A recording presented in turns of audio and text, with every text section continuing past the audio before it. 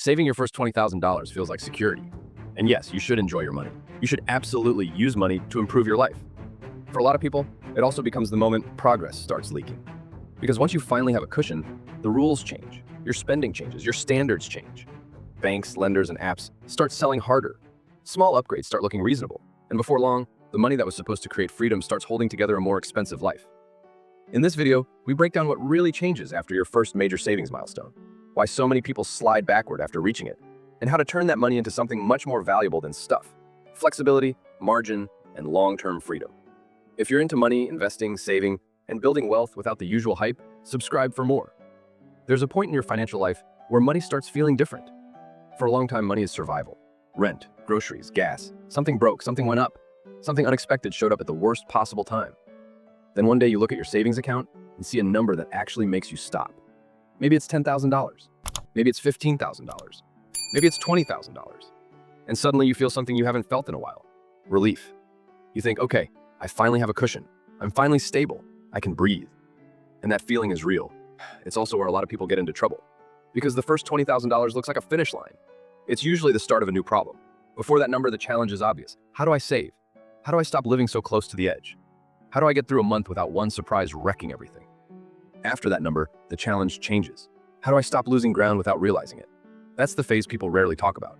Because building savings and protecting savings are two different skills. And the second one gets way less attention. When you're broke, most bad decisions feel bad right away.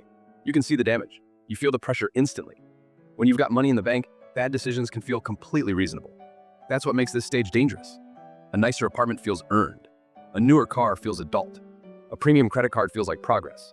A higher monthly payment feels manageable. A more expensive lifestyle feels like proof that all your effort meant something. And little by little, your margin disappears. That word matters more than most people realize. Margin is the space between what you earn and what your life needs from you. It's the thing that keeps stress low. It's what lets you handle problems without panic. It's what lets you say no to bad jobs, bad debt, bad pressure, bad timing. Without margin, even a decent income can feel fragile. With margin, your life gets quieter. This is why the first real savings milestone matters so much. It isn't only about the number itself, it's about what the number allows you to do next. And this is where people split into two groups. The first group sees $20,000 and thinks, finally, I'm okay now. So they start upgrading. Nothing ridiculous. That's the whole issue. They just loosen up a bit. They move into a slightly nicer place. They stop watching spending as closely. They buy the better phone. They take the trip. They sign for the car payment because now they can handle it. They let fixed costs drift upward because life finally feels like it's supposed to. Then 6 months later, or a year later, they still look fine on paper, but the system underneath is weaker. Their savings account isn't creating freedom. It's acting like a backup battery for a more expensive life. Every time something goes wrong, they dip into it. Car repair, savings. Higher insurance, savings. Trip for a wedding, savings. A slow month, savings. Helping family, savings. Nothing dramatic, just constant little withdrawals. And one day they look up and think, why do I still feel behind? I make more now. The answer is usually this: you raised your lifestyle faster than you built your structure. The second group does something different. They hit that first big number and decide, this is my floor. This is the line I do not cross unless something genuinely serious happens. That mental shift changes almost everything. Because now the savings account stops being available money. It becomes protected money. It becomes infrastructure. And infrastructure gets treated differently. You don't casually tear up a foundation because you saw a couch you liked. You build on top of it. That's the mindset shift most people need. Your first serious pile of money should become a floor, not a reward. And yes, you should enjoy your money. You should absolutely use money to improve your life. But the order matters. First, stability, then growth, then upgrades. Most people blur those together. That's where problems start. A simple way to think about it is 3 layers. First, the floor. This is your emergency layer, your basic living costs: rent, food, utilities, insurance, minimum obligations. The money that keeps one bad month from turning into chaos. Second, the growth layer. This is money for future freedom, retirement, index funds, long-term investing. The slow, boring pile that compounds while you're busy living your life. Third, the options layer. This is where life gets interesting. Travel, career changes, taking time off, moving cities, paying for a certification, starting something new, buying yourself flexibility on purpose. Most people don't get in trouble because they spend money. They get in trouble because they pull all spending from the same bucket. The emergency fund pays for lifestyle. The investment money becomes temporary. The money meant for stability gets treated like a general use pile. That's how you end up feeling rich for a year and stuck for 5. Let's make this practical. Say your bare minimum monthly cost of living is $3,500. 6 months of expenses is $21,000. That tells you something important.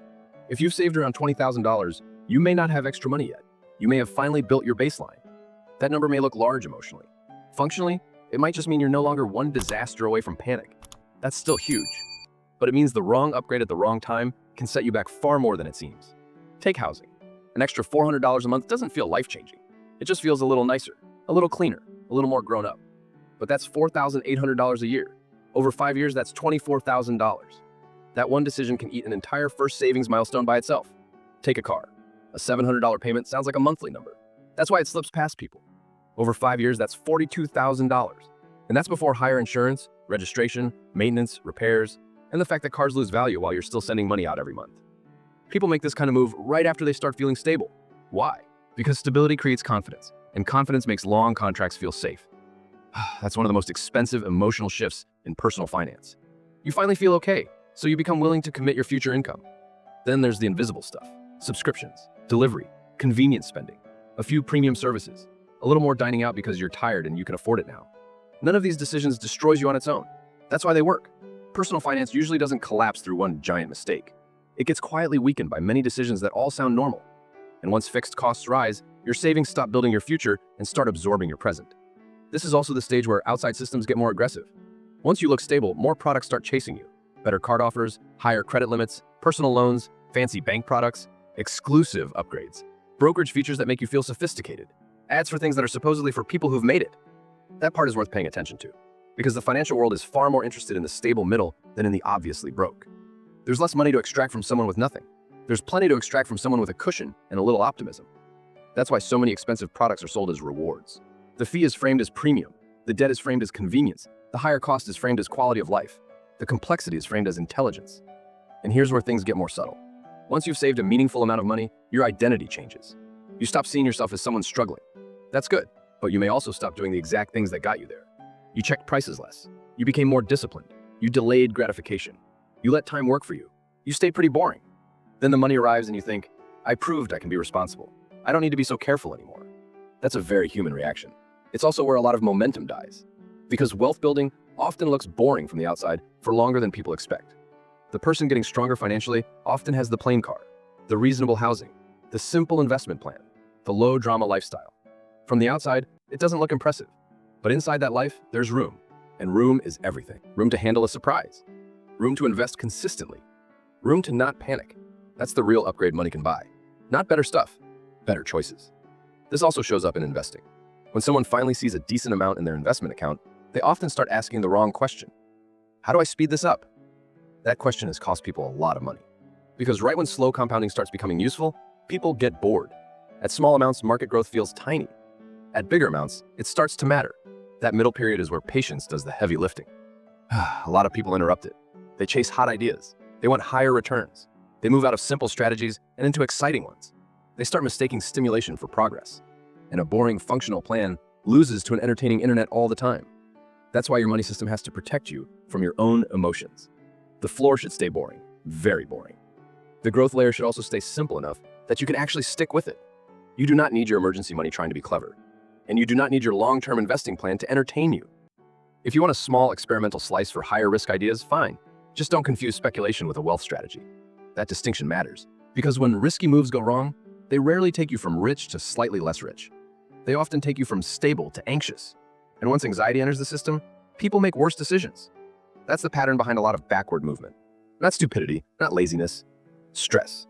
Stress makes people reactive. Reactive people break good systems. Broken systems leak progress. So what should the first $20,000 actually do for you? It should buy time. Time to think before reacting. Time to survive without panic. Time to make career decisions from a stronger position.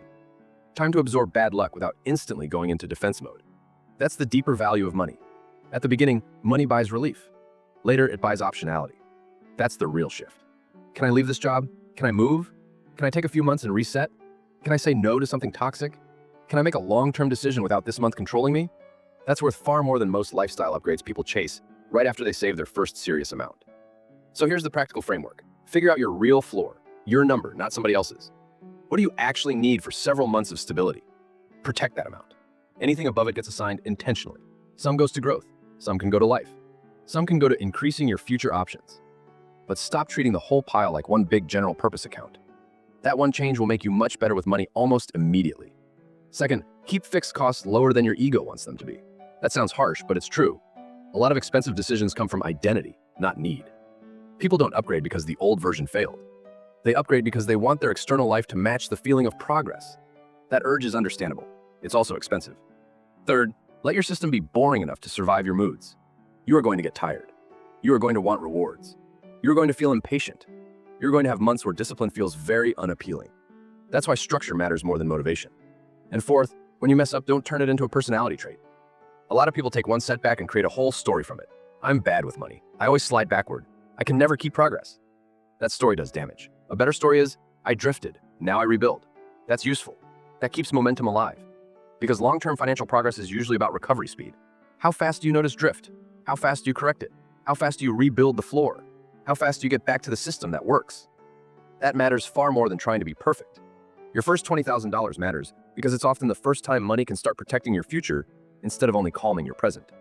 But only if you treat it with respect, not as a finish line, not as proof that you've made it, as a base for lower stress, a base for better decisions, a base for investing consistently, a base for building a life with more room in it. That's the real opportunity. Because the big shift isn't having money. It's deciding what that money is allowed to do for you. If you enjoyed this and want more videos on saving, investing, and building real financial freedom with a clear head, subscribe and stick around.